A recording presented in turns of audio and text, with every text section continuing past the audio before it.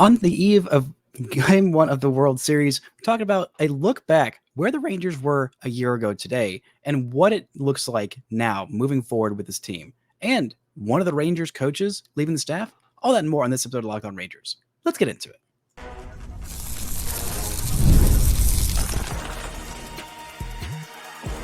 You are Locked On Rangers, your daily Texas Rangers podcast, part of the Locked On Podcast Network, your team every day.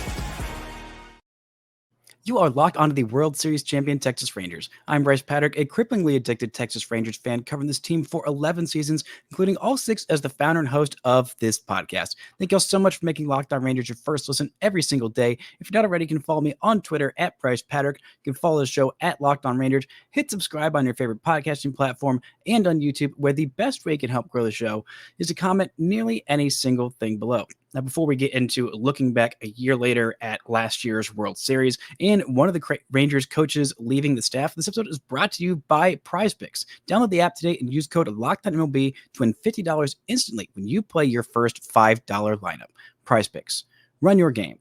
Now, the Rangers did have a bit of news coming out this week of the World Series, where it feels like there's always a little bit of news to drop. Honestly, way too long between the end of the ALCS, the NLCS, and the World Series. Too many days to discuss stupid narratives and annoying things and just too much time of not having baseball. But the Rangers did drop some news. Hitting coach Tim Hires is leaving the organization and going to the Atlanta Braves to be closer to his family in Georgia.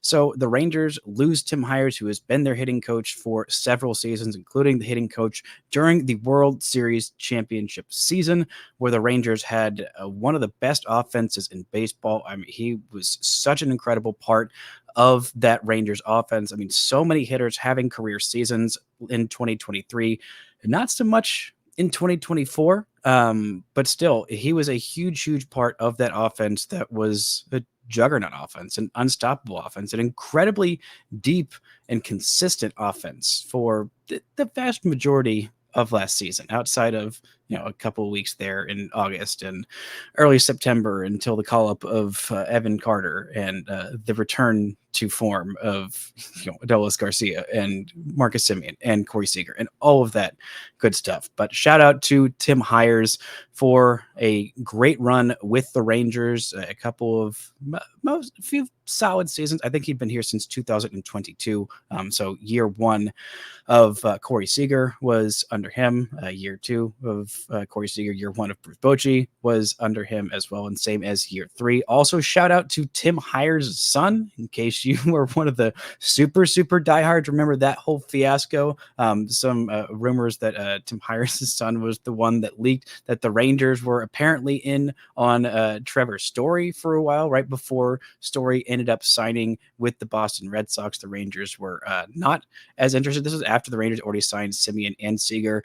And instead of putting those dollars towards Trevor Story, who has been ineffective and a little bit hurt, thankfully the Rangers were able to save those dollars and use them on different things later on. And that has worked out pretty darn well in the Rangers' favor. But we sit here on the precipice of Game 1 of this East Coast elitist World Series, Yankees versus Dodgers, the series that all the casuals wanted and all of the diehards are probably going to be incredibly frustrated by, but maybe a little more tuned into than last year. But as we sit here about a year later from the Rangers World Series run, I mean, on this day a year ago, I think we were, 2 days, maybe a day removed from Game 7 of the ALCS. We had that brief waiting period where we were sure, okay, let's figure out what it was. I think yesterday was the day that the Diamondbacks clinched. We knew exactly what was happening, but I don't think this team is anywhere near, this 2024 season was anywhere near what I expected it to be coming off of that World Series run.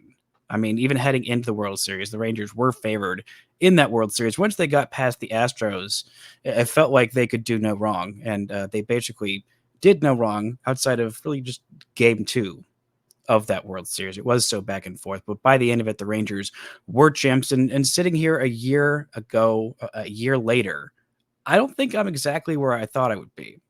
After that championship parade, after that whole offseason where it was honestly frustrating, not bringing back Jordan Montgomery, not bringing in more pitching help, which it seemed like the Rangers desperately needed. Apparently, they needed more offensive help, which I don't think any of us could have really realistically seen coming after 2023. But sitting here and emotionally, I mean, I feel like I'm not as satisfied as I thought I thought that World Series championship would say every single need I had as a baseball fan. I could just ride off into the sunset and never need anything again from my baseball team, never be mad at anything they did. I thought at least they'd have a 1 year pass of me getting mad and frustrated and annoyed with basically anybody. I thought that, if you were on the 26-man roster at any point in that 2023 World Series season, if you were any member of the coaching staff or front office or anything tangentially related to the Rangers, even a player that, got a player there to that team that helped win a championship, I thought, no, free pass for life. And unfortunately, that's not the way the world works. That's not the way baseball works. That's not how sports works in general. I mean, there are a lot of casual fans that will, fall in and fall out of baseball depending on the season, depending on how good the team is. But if you're listening to this podcast about the 2024 Texas Rangers on the eve of the World Series, then you probably, like me, are an absolute diehard. You're going to be here no matter what, through the ups, the downs, through the mids, through the frustration, through the excitement, the elation, all of that. I'm going to watch baseball all the time. My team is the Texas Rangers all the time. And I thought that, you know what, that's it. That's all I needed ever. I can, be satiated. But unfortunately, that's not how it works. But I think it does by a little bit more of a pacifier. It does by a little bit more of that, it tempers the most extremes, the most, high and low, mainly just the lows. Because as I talked about the entire offseason after that World Series, and Sully, our national host, told me in a conversation that I totally remembered because I was so incredibly sober the night of that World Series after the Rangers won it all. He said the worst parts of it, the lowest lows are gone as a fan. Because until your team wins it all, he said this as a fan of the Boston Red Sox who lived through the curse of the Billy Goat or whatever curse it was before 2004. If you always have that thought in the back of your mind, or maybe more prevalently towards the front of your mind, that, oh, this is never going to happen. This is absolutely never going to happen. My team is cursed. It will never happen for my team. I cannot imagine it happening for my team. We have been so close so many times and failed so many times. The best chances are already gone. There's no way this is ever going to happen. Just resign yourself to that fact, and you will be much happier and much less hurt. I guess just much less hurt than having hope for it moving forward. When the Rangers won it all, heading into this playoffs, heading into last year's playoffs, I picked the Rangers purely on delusion. It's still one of the more dumbfounding and honestly ridiculous things that I've ever done, is just picking the Rangers to win the World Series, earnestly believing it, and then being right about it. And my my rationale, my justification was delusion, literally just delusion, because you have to be delusional to pick the Rangers to win that World Series heading into the playoffs. Heading into that final week where the Rangers could have very easily locked up that AL West title, locked up a first-round bye, and made it a lot easier on themselves. But no, they lose 2 out of 4 games.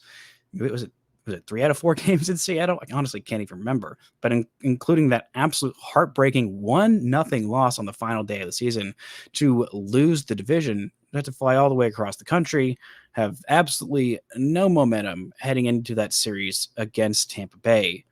And then they just go on the run of a freaking lifetime, winning 11 straight road games, something that I doubt will ever happen again, en route to the first ever World Series championship. Not only that, but slaying the Houston Astros in the most gut-wrenching 7-game series I hope to ever watch. I mean, I hope that there is never a Rangers postseason series that is that live or die. I don't think it ever will be, because the Rangers have already won their World Series championship, because they already have slayed that giant. in the Astros because they've already got that monkey off their back of, okay, that thought of it's never going to happen for my team isn't true anymore, because it has. Come up and look at what that means moving forward and what this team owes its superstars now that they've already won a championship. How much more do they owe these guys? Right after this word from our sponsors.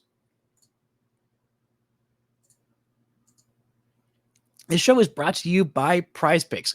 PrizePicks is the best way to get in the action on sports in more than 30 states across the country, including California, Florida, Georgia, and Texas. All you do is pick more or less on 2 to 6 players' stat projections, and you can win up to 100 times your money. PrizePicks is the best place to get real money sports action, so join the over 10 million users and sign up today. PrizePicks puts its members first, so all withdrawals are fast, safe, and secure. My pick hits, I can get my money in as quick as 15 minutes. So download the app today and use code LOCKEDONMLB to get $50 instantly after you play your first $5 lineup. Download the PrizePicks app today. Use code LOCKEDONMLB to get $50 instantly after you play your first $5 lineup. PrizePicks. Run your game. Now you may be thinking, where's this Rangers team emotionally moving forward? What does it owe its fans? What is even the point of fandom? Because I thought that every problem would be solved once the Rangers won the World Series, and that it would be much more chill watching in 2024 as the reigning World Series champs. And maybe that would have been the case if the Rangers could wear those gold threaded uniforms, those champion uniforms, which looked so good, and the Rangers played so bad in them. I mean, that's the most frustrating part, is that they only wore those gold uniforms, which looked so incredibly good. They wore them not nearly enough. And now next year, unfortunately, they won't get to wear them at all. But I think that it definitely tempered my highs and lows, my expectations, moving forward. I just want a competitive team, a good team, a fun team, something worth watching every single day. Something that's what I always want from baseball team, from my favorite baseball team. Even if they're good, if they're bad, if they're mediocre, I want something that makes you, excited to watch every single game. And thankfully, the Rangers have that in Corey Seager and in Marcus Semien, and hopefully for the entirety of next season in Jacob deGrom. Because the Rangers were able to sign those guys, those huge, huge superstars in free agency. And when you do that, you've got to convince these guys to sign here. And convincing those two, Marcus Semien is the linchpin that put all of this in motion. Without Semien signing here, the Rangers don't get Seager. Without Semien and Seager, they don't get Bruce Bochy out of retirement. Without Bruce Bochy out of retirement, I don't think they get deGrom or Eovaldi or have the season anywhere near the season they had in 2023 and win it all in the first year of that championship window being open. I just don't think that that's the case. Semien is such an important part of that. But when you pitch these guys, when you make your pitch to these guys in the offseason, I think that there were a lot of things that sold these guys on coming here. One, I think for Semien, who had been a guy who spent most of his career in Oakland, he spent 1 year in Toronto. He bounced around a bunch of different places. I think part of that was the loyalty to Semien, saying, hey, we're giving you 7 years. No other team, I think, passed even 5-year contract offer for Semien, who was heading into his age 31 season. It had a couple of MVP type seasons. Also had a few down years. Was a player just moved to second base. Questions of, is he going to go back to shortstop? Is he going to be a second baseman? And the Rangers having that plan there, I think that was something that was, crucial to their pitch of signing Semien.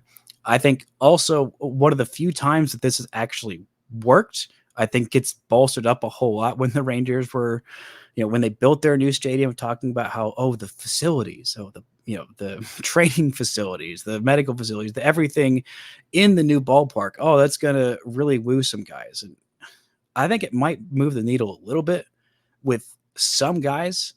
I mean, it's obviously they really are state-of-the-art facilities. It is a really nice stadium. Players really do enjoy those things of how the Rangers have their training rooms set up and how their clubhouse is, packed with all the latest doodads and whatnots. And, the Rangers do invest very heavily in their training staff and in their facilities and everything that is in Globe Life Field. That the park itself might not be, heralded as the most beautiful or whatever. I think it gets a little underrated, but the facilities and things like that, the players love that. And for Marcus Semien, who spent a vast majority of his career with the Oakland A's, and John Fisher owned the Oakland A's for, if not all, at least most of his tenure there. You may know that they played in the Coliseum, or played, I should say, sadly, in the Coliseum. Not the most state-of-the-art facilities. And the same can be said about their spring training facilities and basically every other facilities that he'd been to. He had not had these kind of resources available to him. A guy who very much takes care of his body. He is a guy who very much prides himself in his training regimen, in his dedication to keeping himself ready. He has been an absolute Iron Man for most of his career. I'm thinking he could probably take maybe 3 to 5 to maybe even, dare I say, 7 games off, as many as that next year, because he is getting older, and I think it might be the wear and tear might be getting to him. But I think that really made an impact on Semien. And what made an impact on Corey Seager signing here, he said this in his press conference afterwards, is it wasn't just me. It wasn't just me going and getting a big check for a team that is not going to contend, is going to be mediocre, and all I care about is the money, so I'm just going to go play on some bad team because they're going to sign me this big check. I'm going to basically be A-Rod 2.0, be a guy who's putting up incredible numbers on a team that's doing absolutely nothing. No, that wasn't the case. Seager is a certified, hardwired winner. That matters so much to him. And signing a 10-year contract means that he thinks the Rangers convinced him that they were going to try and be contenders during that whole 10-year window, or at the very least, the entirety of his peak. Same with Semien, and same with Jacob deGrom. He didn't just sign here to cash a big check because everyone was scared of giving Jacob deGrom a whole bunch of money because he was coming off of 2 injury-plagued seasons, and the second Tommy John was just lurking, and everyone knew it was going to happen at some point, and eventually it did in literally year 1 of his time here. But he talked about winning a championship with Texas. And that's why he left the Mets, who were in a pretty decent situation, they thought, when he left, just coming off of a playoff run. The Rangers coming off of several straight losing seasons. And he was laughed at. There's no way that you compete for a championship in Texas. And what does he do but in year 1 wins a championship in Texas? And Seager's a guy who is hardwired to win, not just now and not just, okay, I got my 2nd World Series MVP. That's it. I'm done. We're all good. Everything is all fine and dandy. Goal accomplished. Let's just go turn into the post-2019 Nationals or the post-2015. 15? Yeah, 15 Royals. That's fine. That's all well and good. No, that is not good enough for these guys. You owe it to these guys to be competing, to be putting resources forth into this team to try and win not just 1, not just 2, whatever, however many LeBron said when he was making the decision in Miami. This team owes it to these superstars to compete, not just for the 1 championship and say 1 and done, and we're going to ride off into the sunset and say that's fine enough. Now, I don't think that Ray Davis is going to just completely pull the plug. And again, I talked about it on yesterday's show, and I'm not asking him to turn this payroll into the 2022 or 2023, actually 2023 or 2024 Mets, where you're spending upwards of $300 million. You got all of these superstars, all of these contracts for, players that aren't quite stars that are, signing 110, 115, 120 plus $1 million deals. That's not what I'm asking. Coming up, we're going to get into what I actually am asking and why it's so important for not just the superstars on this team now, but for years to come. Right after this word for our sponsors.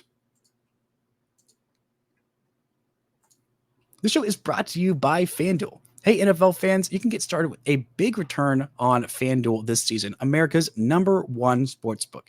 So when you get a hunch in the middle of the game, you can check out the latest stats, view live play-by-play, and so much more on the same page where you place your bets. You get started with $200 in bonus bets guaranteed when you place your first $5 bet. Right now, they got World Series props, odds, and all kinds of different things up right now. Dodgers favorite at -122, Yankees at +104. They've also got all kinds of different NBA odds. The Mavs just started their season last night. Right now, the favorites to win the title are the Boston Celtics at +310. I was about to say Rangers. The Mavericks tied for the 6th best odds, plus 1,100, with the Denver Nuggets behind the Knicks, the Thunder, the Timberwolves, the 76ers. What is that? You can check out all the different odds if you're thinking, I need to get in on those Mavericks championship odds. They're going to be the next DFW title team. Go check it all out at FanDuel.com. Now, what does this team owe its superstars? Now, honestly, they owe them everything. It feels like they owe so many guys so much. I mean, not just loyalty, but of signing them to these long-term deals, because these guys have already lived up to their contract. They already have. No matter what happens at the back end of this deal, eventually these contracts, the way most free agents work, especially these 7 to 10-year contracts work, is in year 1 and 2 and 3 and sometimes 4 or 5, all the way through about halfway. These guys are superstars at the peak of their game, still putting up MVP type numbers, still putting up, elite player numbers. But eventually, those guys stop being worth their contracts. If it's 7 to 10 years, or even deGrom for years 1 and 2, the 9 starts that they got out of him wasn't necessarily worth the 70-ish combined $1 million. I think it was 65 actually the first couple of years for Jacob deGrom. It wasn't quite worth that value. But eventually those things start to look a little bit like albatrosses. So the way you go about making that worth it, making that worthwhile, is first off, you get a title, and then no matter what happens the rest of the life of this contract, that is successful. Just mathematically, emotionally, it's valuable. It is worth it. It is okay, cool. We signed these guys to win a championship, something this team, this franchise had never done, something the DFW area had not experienced in 12 years, something that was so meaningful to so many people, such a great core memory unlocked that, people who had been rooting for this franchise since they moved here 53 years, however many years, 52 years, I think, of the franchise, remembering Eric Nadell's call of that championship clincher, something that those people had never experienced. And that makes it worth it. But in order to be competing throughout those windows, you need to have the cycles of spending big on free agents and spending on the right free agents, which the Rangers definitely did, but also supplementing that talent and committing when you're going to have that championship window open, which it is open right now. It has been open. They won the championship. These guys are still in their peak. They are still in their prime. It's going to be age 34 season for Marcus Semien. I'm a little worried about him starting to dip off. I mean, as of this past year, having that such a down year offensively, still very athletic, still very fast, still stealing bases, and still playing absolutely electrifying defense. But eventually those contracts aren't going to be worth it. And when these guys are in their peak, when they're at the top of their game, when you're going to have, hopefully, theoretically, knocking on all the wood, crossing fingers, toes, eyes, whatever, writing rosemaries, you're going to have a fully healthy season of Jacob deGrom. You owe it to those guys to put forth the resources to contend around them, to not just let them be isolated superstars out there performing in a vacuum where nobody cares. Where nobody cares, you can have the most amazing season ever. If your team is mediocre or bad, it doesn't really matter in the grand scheme of things, in the grand context of things. When Juan Soto was putting up MVP numbers on a terrible Washington Nationals team, people kind of noticed because he was so young and so special and doing, but it didn't really matter. When Giancarlo Stanton was hitting 59 home runs on the Marlins, it didn't really matter because that team was bad. And when you're trying to pitch out to guys in free agency to sign the next Seager or the next Semien or the next deGrom, if you're not actually putting forth those resources to keep contending around these guys while they are in their peak, while they are in their prime, then why are they going to believe you? Why are the next free agents going to believe you when you say, oh, no, we're definitely not just going to sign you and say, call it done and be done spending money. We're going to actually keep building around you. If you don't put your money where your mouth is, if you don't put that payroll theoretically in the area where it should be, get out of the luxury tax. I get that. I think a little bit of that is overblown, of the luxury tax, fears and wanting to be, so far under the luxury tax. I talked a lot about it on yesterday's show. The Rangers have not paid that much in luxury taxes to this point. Now they haven't been in the highest bracket of, third year repeater. At that point, you're spending $1.50 for every dollar you spend after the luxury tax. At this point, if they did it again this year, trying to reset it, okay, fine. But this doesn't feel like it should be priority one. You need to be still contending if you have a year of peak deGrom, peak Semien, peak Seager, and you have other very talented players around them in the burgeoning star of Wyatt Langford, in hopefully a resilient, rebounding season, healthy season from Evan Carter, hopefully the same thing for Josh Young, hopefully some bounce back seasons from the stars on the right side of your team in the right field, and Dolos Garcia and Nathaniel Lowe, and behind the dish, hopefully in Jonah Heim having hopefully a significantly better season than last year. And also your youngsters in your rotation of Bradford, of Rocker, of Leiter, of, basically those three guys. You have talent around them, and you have to be committed to this championship mentality, to spending what it takes to get there, to at least opening the checkbook enough for Chris Young to make those sizable impact signings. You still got to sign the right guys, and it would be nice to have the Dodgers, Yankees, Mets level of resources poured in, where you can go into that Cohen zone of $250, $300 million for payroll. You can afford to make those mistakes. You can afford to occasionally, if you spend big on a free agent, not hit the jackpot, not sign the right guys. You don't want to do that. That's not the ideal. But eventually pouring in those resources, just getting to where you have that margin for error of competing. And not only that, but your duty to the fans, your duty to bring in the casuals, to reward the diehard, because being a baseball fan isn't cheap. Not only just paying for what it has cost the last few years. If you are one of those diehards who does still have cable through the 3 different providers who actually let you watch Bally Sports Southwest, it is not an inexpensive thing. Going to a baseball game nowadays, not an inexpensive thing. Buying championship merch, buying hopefully eventually a World Series DVD, which, by the way, Ray Davis, you're trying to make some extra money. If Major League Baseball and Netflix and whatever other documentary makers are not spending the money to go make a documentary about your championship, maybe you pour some of the team's resources into doing that and make some money off of that, because I guarantee you there are a lot of people who would spend probably an insane amount of money just to get a World Series documentary made and would watch it over and over and over again. But showing that commitment to the fan base, showing, hey, I see you guys, I value you. You are the reason that I am making money off of this. Same with the entirety of Major League Baseball owners. You make your money because of the fans.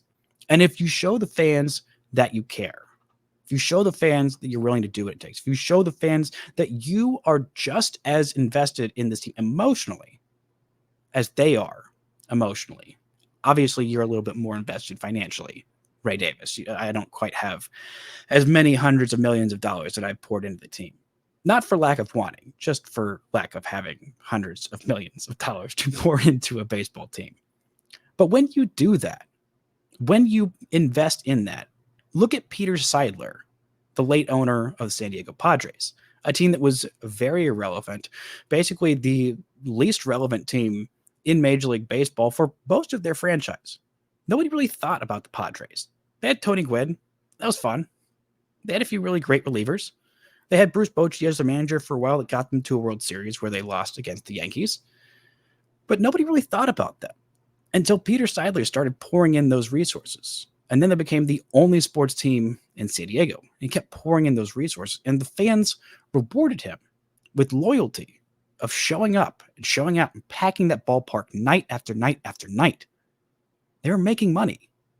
They were giving their money to the owner because he knew the duty of a sports owner is to pour that love and affection and most importantly, financial resources into a sports team, and then would end up reaping the rewards of the fans being that invested in the team. Because this is a franchise, this is a fan base that is so hungry and so loyal, and there is so much more room for growth, for more people to give you their money, Ray Davis.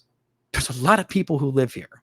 And if you can figure out whatever's going on with the TV deal, if you can make it into the homes, give these people the ability to watch your games, because most people, the average person, can't afford to just go to a bunch of Rangers games, can't afford season tickets, can't even afford to take their family to 3, 4, 5 games a year, which is making it harder for these young fans who could end up being lifelong fans of giving you money for years and years and years to come.